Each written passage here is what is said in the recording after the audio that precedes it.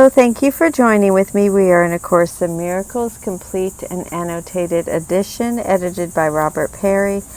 This is the workbook for students, part 1 of the workbook, lesson 190. I choose the joy of God instead of pain. Pain is a wrong perspective. When it is experienced in any form, it is proof of self-deception. It is not a fact at all.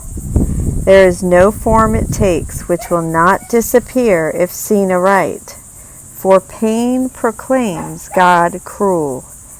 How could it be real in any form? It witnesses to God the Father's hatred of His Son, the sinfulness He sees in Him, and His insane desire for revenge and death. Can such projections be attested to?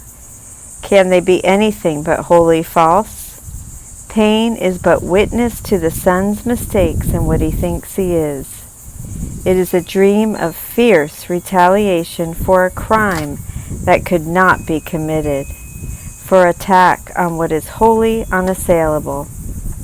It is a nightmare of abandonment by an eternal love which could not leave the Son whom it created out of love.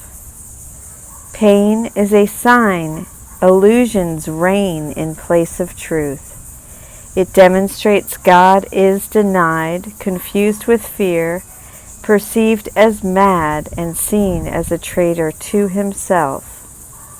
If God is real, there is no pain. If pain is real, there is no God. For vengeance is not a part of love, and fear, denying love and using pain to prove that God is dead, has shown that death is victor over life. The body is the Son of God, corruptible in death, as mortal as the Father He has slain. Peace to such foolishness! The time has come to laugh at such insane ideas. There is no need to think of them as savage crimes or secret sins with weighty consequence. What possible effects could come of them? Who but a madman could conceive of them as cause of anything? Their witness pain is mad as they, and no more to be feared than the insane illusions which it shields and tries to demonstrate must still be true. It is your thoughts alone that cause you pain. Nothing external to your mind can hurt or injure you in any way. There is no cause beyond yourself that can reach down and bring oppression. No one but yourself affects you. There is nothing in the world which has the power to make you ill or sad or weak or frail.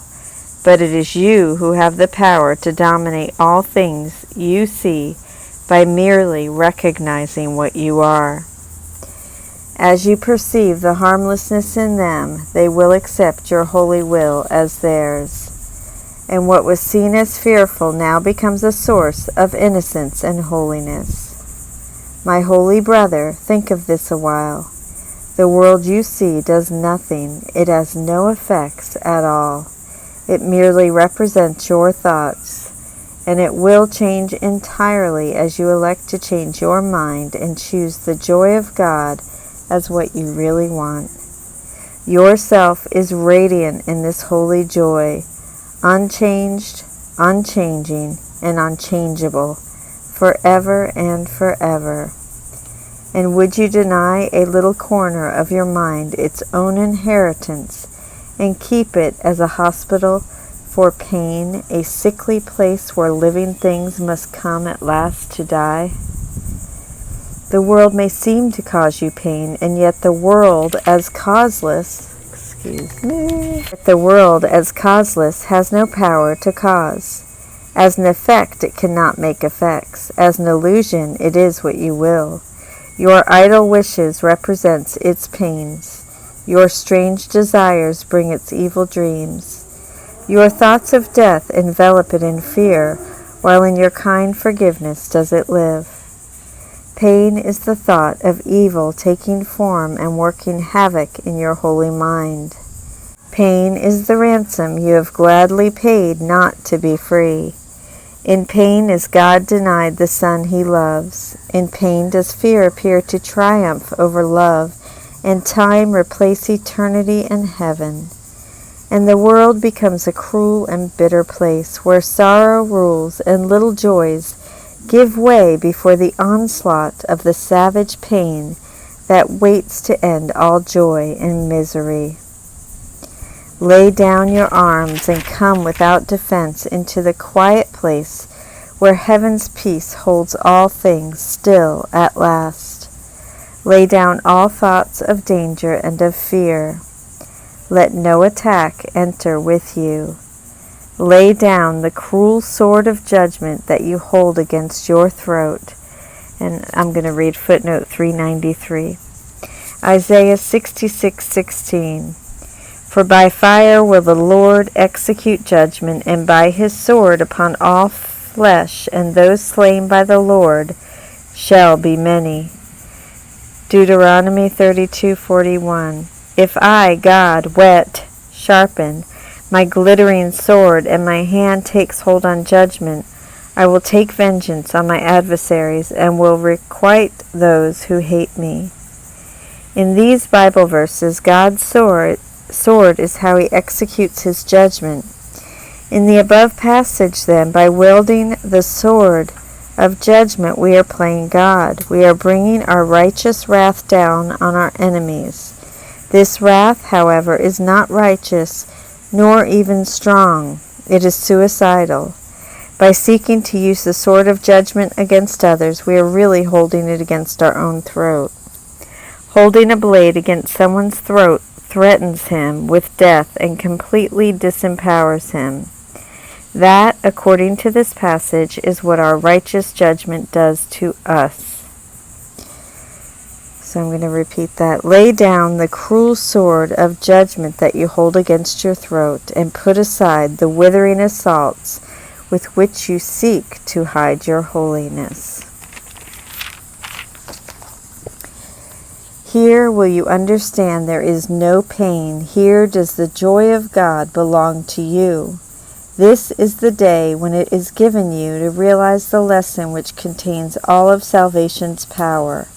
It is this: pain is illusion, joy reality. Pain is but sleep, joy is awakening. Pain is deception, joy alone is truth. And so again we make the only choice that ever can be made. We choose between illusions and the truth, or pain and joy, or hell and heaven.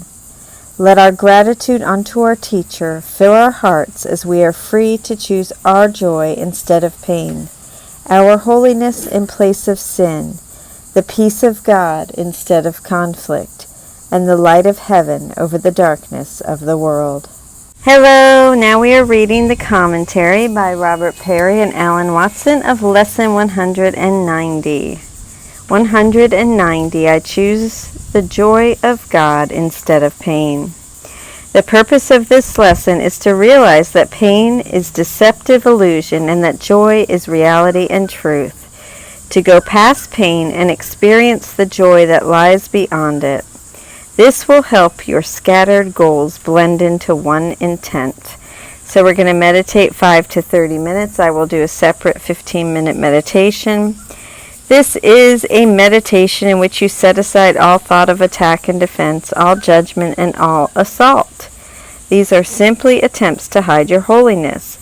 Lay down these thoughts of war and sink into the stillness of heaven's peace. In this holy place you will feel the joy of God arise in you. Here you will realize that pain, not joy, is the naive illusion. You will understand that joy is reality, it is awakening, and it is truth. So on the hour, remember for 1 or 2 minutes, or as circumstances permit, do a short version of the morning and evening exercise. Close by asking God's guidance for the coming hour and thanking Him for His gifts in the past hour. Response to temptation. When tempted to think that the world causes your pain, Realize this is a judgment, and that this judgment is a sword you hold against your own throat. Then repeat the idea, I choose the joy of God instead of pain. And choose the joy of God instead of pain. Commentary by Alan Watson. This is a tough lesson. It confronts us with another of those blocks we've been talking about, the apparent reality of pain. As the lesson very clearly states, pain seems to bear witness to a nightmare of abandonment by an eternal love. It witnesses to God the Father's hatred of His Son. Anyone who has experienced serious pain knows what this is talking about. Anyone who has had a loved one endure deep, constant pain knows the questions it raises in the mind. How could God allow this to happen if He is love? Even the milder forms of pain tell the same story and raise the same questions. I am not going to pretend that I have entirely succeeded in removing this block from my mind. I find it hard to write about this lesson because I recognize that a very present part of me still sees pain as real rather than illusion. Yet I do believe that what the lesson says is true. I choose to believe it, and I want to believe it. So I do not see myself as being in conflict over this issue. I am learning more and more to look my fears straight in the face and to recognize that I still do believe, in large measure, that pain is real. And if this lesson is true, this must mean that part of me believes that there is no God, that the impossible has happened, and eternal love has abandoned me. If I have been reading the text with any discernment, this is not news to me. What then? Do I need to wallow in guilt because my mind has not yet been entirely renewed? Of course not. The time has come to laugh at such insane ideas. There is no need to think of them as savage crimes or secret sins with weighty consequence. If the way to remember the love of God is to look without judgment on my denial of Him, then seeing these insane ideas in my mind is a necessary part of the process and an indication of progress, not regression. And the cure is not guilt, but laughter. Basically, we have two choices in regard to pain. Either it is caused by something outside of us, which means ultimately that we are innocents suffering at the hands of an angry God, or that there is no God and we are subject to a blind fate, or it is caused by myself, by my own thoughts. If the former is true, I have no hope of escape. If the latter is true, I can escape by changing my thoughts. I prefer to believe in the latter. Even if I am wrong, what have I got to lose? The Course's position is crystal clear. It is your thoughts alone that cause you pain. Nothing external to your mind can hurt or injure you in any way. No one but yourself affects you. It takes some practice to learn to use these thoughts without any guilt. We are responsible but not guilty. The Course is very clear on that as well. It also takes practice, perhaps even more, to use these thoughts when interacting with someone else who is in pain. May God forbid that we should ever use this line of reasoning to make someone guilty for their pain. The Course is equally clear that if we are unable as yet to fully accept this, if our level of fear is still too high to rely solely on the mind to relieve pain, a compromise approach is necessary. To attempt to forego medication, for instance, when to do so increases our fear, is counterproductive. Healing is the release from fear. What increases fear cannot be healing. So what increases fear cannot be healing. Let me then learn to increasingly apply this lesson in ways that my level of fear can tolerate. Let me realize, for instance, that the person who cuts me off in traffic, has not hurt me. Only my thoughts about it hurt me. Let me realize that the person who seems to reject my love has not brought me any pain. Only my thoughts about it can cause me pain. Let me practice with physical pain as well as I can. If I have a headache, upset stomach, or cold, let me realize that my thoughts are the source, not anything outside of my mind. Let me realize that if I take medication, I am mistaking the symptom, not curing the problem, and let me give equal attention to the healing of my mind.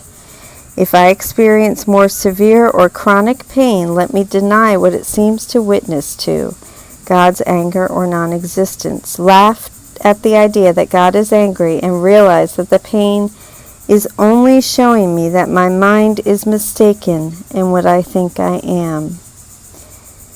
Let me not focus on making the pain go away, but on healing the thinking that causes it.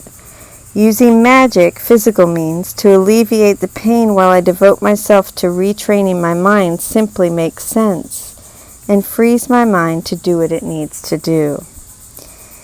And let me take frequent holy instants to come without defense into the quiet place where heaven's peace holds all things still at last. Let me feel the love of God within me and set aside my unmerciful self-judgment, even if I can do so only momentarily. I can testify to having experienced this, at least. I have seen pain disappear during the holy instant, both in myself and in a friend who was in chronic pain.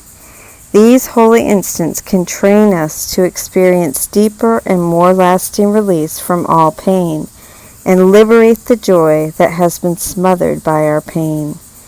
Pain is an illusion, joy reality. Pain is but sleep, joy is awakening. Pain is deception, and joy alone truth.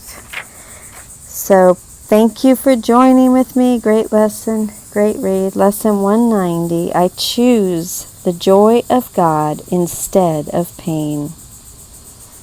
I love you.